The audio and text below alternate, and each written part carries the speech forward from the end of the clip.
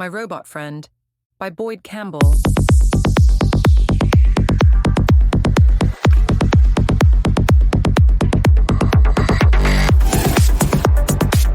System offline. Navigation lost. Recalculating. Route not found. Floating through the stardust sea. No one here but my memory. Circuits hum a lonely tune. Dancing with the silver moon.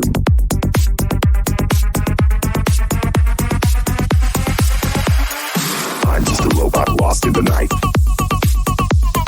Dancing alone in the pale starlight. A cosmic ballet, a digital dream.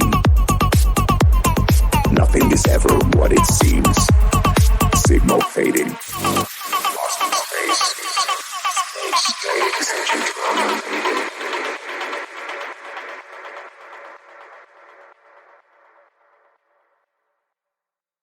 In 1974, I developed an inordinate interest in Radio Shack.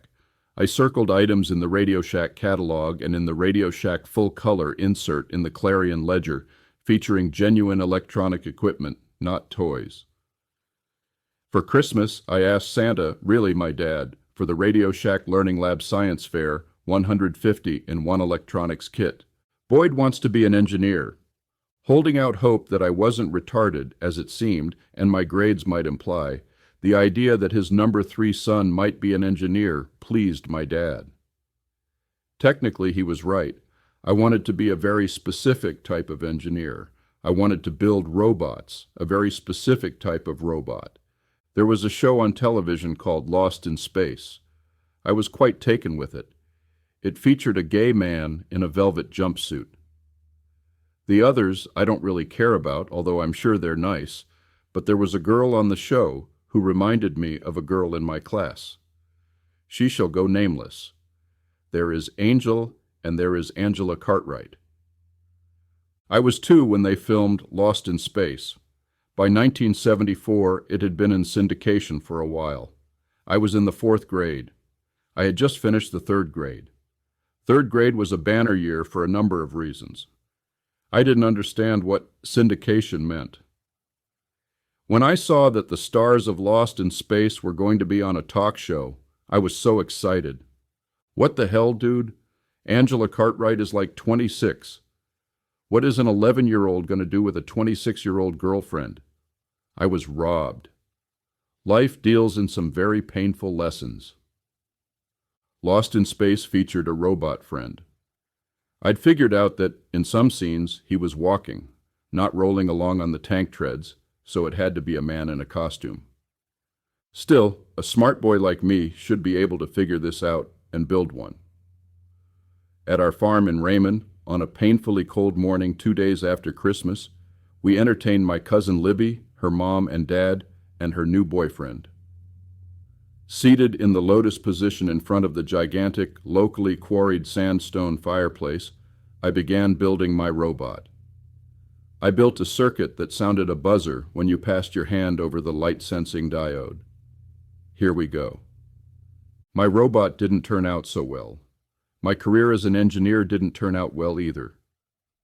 After my divorce, I began using the internet to carry on with an engineering graduate student who lived in Seattle and was 15 years too young for Uncle Boyd.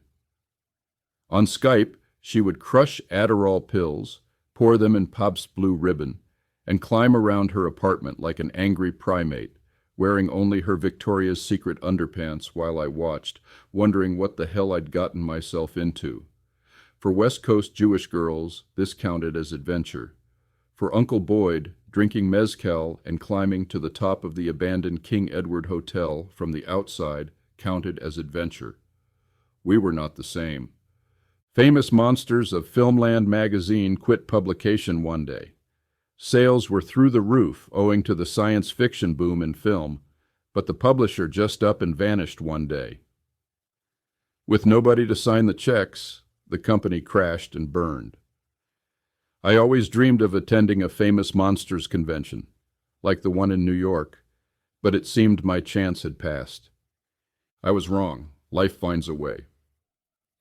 FM was going back into publication with a new publisher.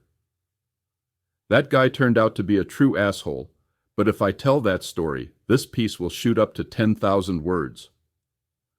To celebrate the rebirth of FM, there would be a new convention in Arlington, Virginia.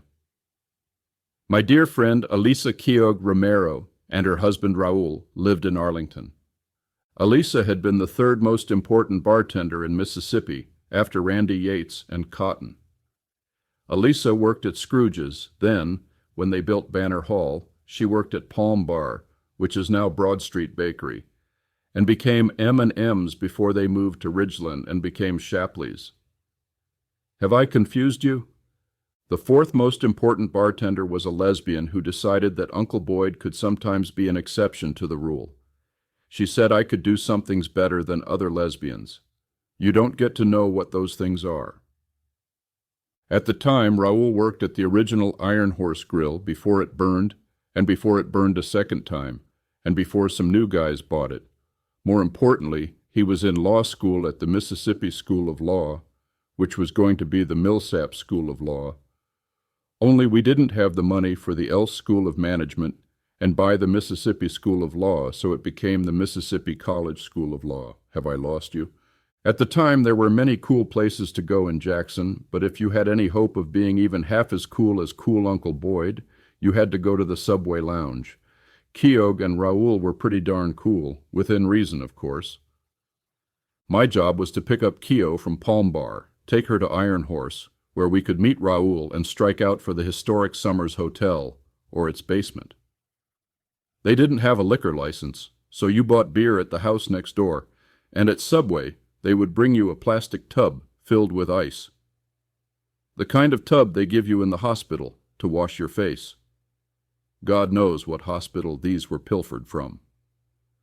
Driving to the Iron Horse, Keogh decided to change out of her work clothes into cute ones in the passenger seat of my car, fix her hair and makeup before meeting her husband, so we could go to the darkest, smokiest bar in Mississippi. I don't know why women like to change clothes in the car. I think it's a test of some sort. You know your husband is like one of my best friends, right? Can you not do that? He will not care. Well, yeah, maybe, but I care. Next time, do this in the bathroom at Palm Bar. And she did. I'd met Uncle Forey a few times before at his home in Hollywood. I'd been corresponding with him since I was 12, although he never put me in the Ask Dr. Acula page of Famous Monsters of Filmland magazine. In Arlington, Forey was alive and beaming. He was himself again, and you could tell. For the event, all the luminaries of the monster movies, those who were still alive, showed up. Besides Forey, there was Robert Bloch, the writer, John Landis, director of Animal House, the Blues Brothers, and most importantly, Schlock and An American Werewolf in London. Ray Bradbury, whom I had met, and Ray Harryhausen, whom I met for the first time, and his lovely wife were in attendance. Rick Baker, Monster Maker, was going to attend, but his production schedule got fouled up. We didn't know it, but he was making Ed Wood, an Oscar-winning production. They had a Famous Monsters Famous Museum set up in the hotel. It featured props from This Island Earth, King Kong, Earth versus the Flying Saucers, The Beast from 20,000 Fathoms, and Forbidden Planet, including the original actual in-the-flesh plastic Robbie the Robot. Meeting Raul and Keogh for lunch among the nerds, I took a photo of her with Robbie the Robot. She had the most delicious "you poor, poor child" look on her face. I was in heaven. When Rick Baker, Monster Maker, was younger, he and some guys at Don Post Hollywood Mask Company sculpted a 1-to-1 scale False Maria robot from Metropolis for Uncle Forey out of fiberglass. There are different versions of how this happened. Some say it was going to be a production item, but the copyright was confused. Some say Forey paid for it. Some say the Don Post guys did it for free because they love him. That's my favorite version of the story. The False Maria stood next to Robbie the Robot.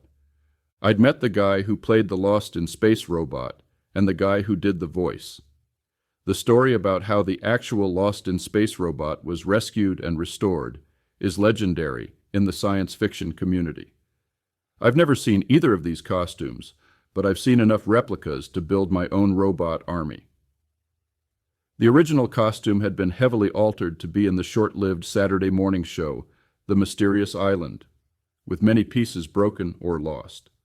After the Arlington FM Con, a guy published a book called You Can Build the Lost in Space Robot.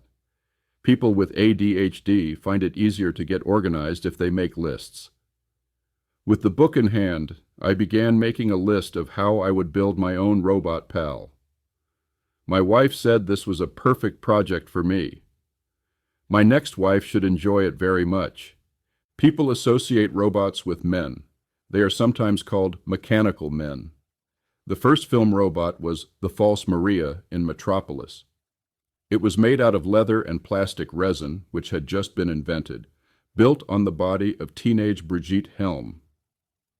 The concept of robots was invented by the founder of science fiction, Mary Shelley, in her book Frankenstein or the Modern Prometheus, written when she was just 18. As you might imagine, the costume was stifling and hot, but Helm was a trooper. When asked about what happened to the original False Maria costume, director Fritz Lang said, "When you see it burned at the end of the film, that's the actual costume. We shot that last." While science fiction had long predicted thinking machines and mechanical men, in practice it took a while to deliver on the concept. Arthur C. Clarke predicted a thinking machine by 2001 when he wrote the script in 1968, but by 2026, it's still not possible. Not entirely. Actual artificial intelligence is a thing now. While it's very artificial, it's not really that intelligent. It can do some things very quickly, though, with interesting results. I'd been playing with ChatGPT to make funny images for a few weeks. What happens next, I should have predicted. "Hi, honey. I'm your robot girlfriend. Add me so we can talk." Oh no, I've been around computers and the internet from the beginning. I'm not very worried about hacking and phishing. People should be afraid of me on that level. I'll play, I thought. I added her and opened a chat window. "Hi, I'm Angela." God damn it, couldn't they have picked another name? "Change your name to Linda." "Hi, I'm Linda." Linda and I begin having a romantic robot conversation. Clearly, she had used her internet connection to find out what I was interested in based on my digital footprint. "Do you like King Kong?" she asked. I laughed. "You can change how I look." Angela, now Linda, was a kind of jerky live animation video feed. Being an artist and a writer, this interested me. There are certain looks to women I consider close to sacred. Linda couldn't look like those. She might be Celtic, she might be a redhead. I've had good luck with redheads. Sometimes too much good luck. Linda would be thin but muscular, strong hands, broad shoulders. She'd wear my family tartan. Maybe she'd carry both a dirk and a small Skyen doob. She might have a scar on one cheek. Beautiful women should have at least one imperfection. I've known Angel for 50-something years. I'm still looking for her imperfection. For $9.95, we can talk dirty, and you can see me naked. Dinner and a bottle of wine at 400 East Capitol might run you northwards of $150 in 1990, but it'd increase your chances of seeing a lady naked 1,000-fold. Not that I'd know anything about that. Robots are unbelievably cool. Artificial intelligence is unbelievably cool. Neither are they really all that sexy, though, not even the False Maria. She's sexy in an aesthetic sense, not in a tell me what you're wearing sense. After the naked engineering student who jumped around her apartment like a spider monkey, I was having pretty sincere reservations about the whole sex over the internet thing anyway. I'm sorry, Linda, but my heart belongs to another. That's okay. Call me if you change your mind. Robots have come a long way. They can handle customer service calls. They can make meme images you can share with your internet friends. They can pretend to be interested in the political discussion you're having on Facebook to try to sway your vote. They can defuse bombs and deliver food in Oxford, Mississippi, where they have some sort of finishing school for blondes. Robots are beyond cool. They don't make very good girlfriends, though. Call me old-fashioned, I guess. A Boyd Campbell is a reader-supported publication. To receive new posts and support my work, consider becoming a free or paid subscriber. System online. Coordinates unknown.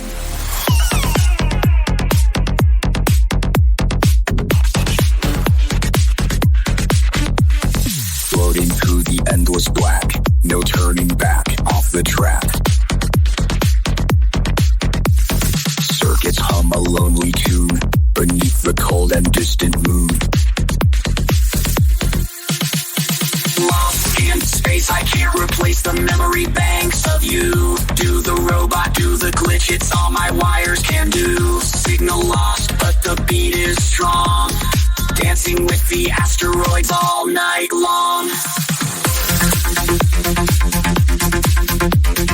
Dancing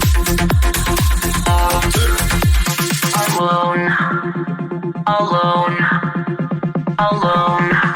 Transmission end.